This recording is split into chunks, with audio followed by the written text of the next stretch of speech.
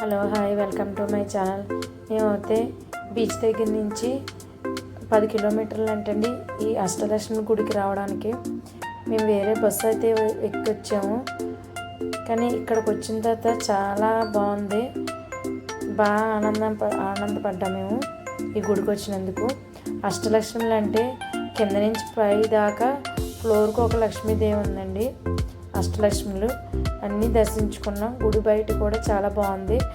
అంతకంటే ఎక్కువగా గుడి బయట బీచ్ అయితే ఉందండి, అక్కడ కూడా చాలా జనం ఉన్నారు. ఎదురు బెదురు బీచ్ గుడి చాలా బాగుంది క్లైమేట్.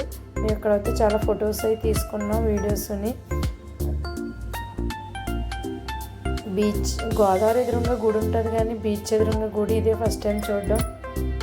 చాలా అయితే బాగుంది. చూస్తున్నారు కదా బీచ్. ఇక్కడికి చాలా జనం బస్సులో టూరిస్ట్ బస్సుల్లో వస్తున్నారండి. అక్కడ అందరూ కూడా ఇదే కలర్ చీరలు కట్టుకుని గుడికి అయితే వస్తున్నారు. ఎక్కడి నుంచి వచ్చారో మనకైతే తెలీదు. మేమైతే రైల్వే స్టేషన్కి వెళ్ళిపోయాం. ట్రైన్ అయితే చెన్నై దగ్గర నుంచి వేరే ట్రైన్ ఎక్కి హల్వా రైల్వే స్టేషన్కి అయితే దిగామండి. మన్నాడు దిగిన తర్వాత మేము క్యాబ్ అయితే బుక్ చేసుకొని పెట్టుకున్నాం. ముందే క్యాబ్ అయితే వచ్చింది, మేమైతే ఎక్కేసాం.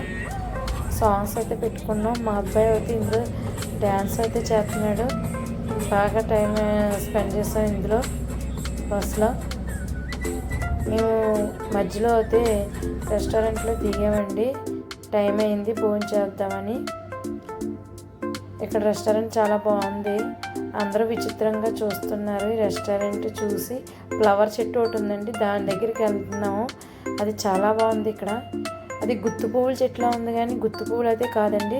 పువ్వు నిండా తేనెటీగలు అయితే ఉన్నాయి.